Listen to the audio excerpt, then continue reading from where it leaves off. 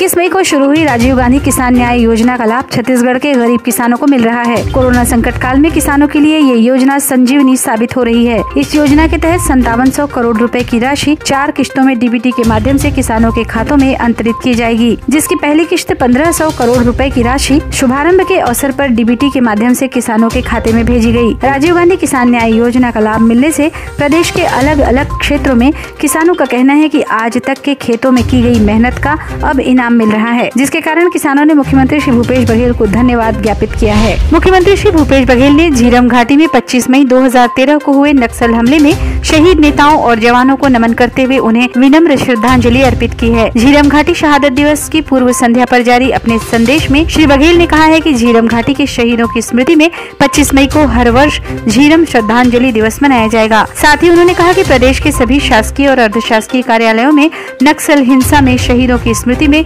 25 मई को 2 मिनट का मौन धारण कर श्रद्धांजलि दी जाएगी और राज्य को पुनः शांति का टापू बनाने के लिए शपथ ली जाएगी। गौरतलब है कि झीरम घाटी के नक्सल हमले में छत्तीसगढ़ के श्री विद्याचरण शुक्ल, श्री नंद कुमार पटेल और श्री महेंद्र कर्मा सहित कई नेता और जवान शहीद हो गए थे। मुख्यमंत्री श्री भूपेश बघेल ने आज आकाशवाणी से प्रसारित विशेष भेंट वार्ता में कोरोना संकट के दौर में छत्तीसगढ़ सरकार द्वारा समाज के सभी वर्गों के हित में उठाए जा रहे कदमों के बारे में विस्तार से जानकारी देते हुए कहा है कि प्रदेश के किसानों, मजदूरों और वनवासियों की जेब में पैसा आने से न केवल उनकी आर्थिक स्थिति मजबूत होगी बल्कि इससे ग्रामीण और शहरी व्यवसाय में भी बढ़ोतरी होगी। श्री बघेल ने कहा कि प्रदेश के किसानों को उनकी उपज का वाजिब दाम मिले, उनके साथ न्याय हो, इसके लिए छत्तीसगढ़ सरकार ने राजीव गांधी किसान न्याय योजना शुरू की है। लॉकडाउन के बावजूद किसानों, मजदूरों, वनवासियों के लिए रोजगार की माकूल व्यवस्था की गई। साथ ही उन्होंने कहा कि इस साल हर्रा, आंवला, इमली आदि के फलदार पौधों का होगा रोपण। धीरे धीरे कारखानों की क्षमता बढ़ रही है। कोरोना से बचाव के साथ व्यवसाय हो संचालित। लोगों की जेब में पैसे होने से देशव्यापी मंदी से अछूता रहा छत्तीसगढ़ और सभी लोग बचाव को ही जीवन का अनिवार्य अंग बनाएं। राज्य शासन द्वारा घरेलू उड़ानों और सामान्य ट्रेनों से छत्तीसगढ़ आ रहे यात्रियों का पृथकवास में रहना अनिवार्य करने के संबंध में दिशा निर्देश जारी किए गए हैं। अन्य राज्यों से छत्तीसगढ़ लौटने के इच्छुक लोगों को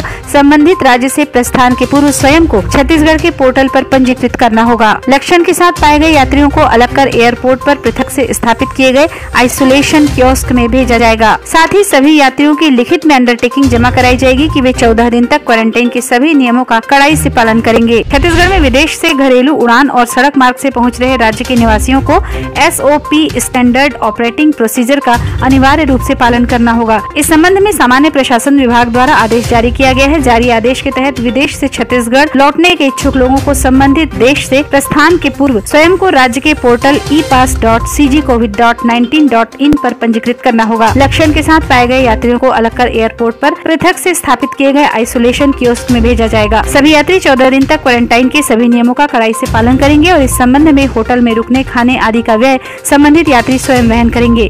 साथ ही क्वारंटाइन दिशा निर्देशों के उल्लंघन की स्थिति में उसकी सूचना मिलने पर जिला कलेक्टर द्वारा संबंधित व्यक्ति के खिलाफ नियमानुसार सख्त कानूनी कार्रवाई की जाएगी। मुख्यमंत्री श्री भूपेश बघेल ने प्रदेशवासियों को ईद पर्व की मुबारकबाद दी है। मुख्यमंत्री श्री भूपेश बघेल ने कहा है कि ईद का पर्व प्रेम, सौहार्द और भाईचारे का प्रतीक है। ये पर्व हमें ऊंच नीच, छोटे बड़े का भेदभाव भुलाकर एक दूसरे को गले लगाने का संदेश देता है। साथ ही उन्होंने कहा कि ईद वास्तव में सामाजिक समरसता का त्योहार है। मुख्यमंत्री ने खुशी के इस पर्व को भाईचारे के साथ मनाने और कोरोना संक्रमण के मद्देनजर लोगों से अपील की है कि वे घरों में ही ईद की नमाज अदा करें और देश प्रदेश की तरक्की, खुशहाली और अमन शांति की दुआ करें। मुख्यमंत्री श्री भूपेश बघेल से आज उनके निवास कार्यालय में छत्तीसगढ़ जमीयत उलेमा हिंद के प्रतिनिधि ने अध्यक्ष श्री मोहम्मद फिरोज खान के नेतृत्व में मुलाकात की। कोरोना वायरस से बचाव और उपायों के तहत जरूरतमंद की मदद के लिए प्रदेश के मुस्लिम समाज ने मुख्यमंत्री सहायता कोष में दी 3 लाख रुपए की सहयोग राशि। मुख्यमंत्री ने संकट की इस घड़ी में सहयोग के लिए सभी को धन्यवाद दिया। छत्तीसगढ़ शासन स्वास्थ्य एवं परिवार कल्याण विभाग द्वारा जारी बुलेटिन के अनुसार आज छत्तीसगढ़ में कोविड-19 की स्थिति। छत्तीसगढ़ में अब तक कुल 251 केस पाए गए हैं, जिनमें से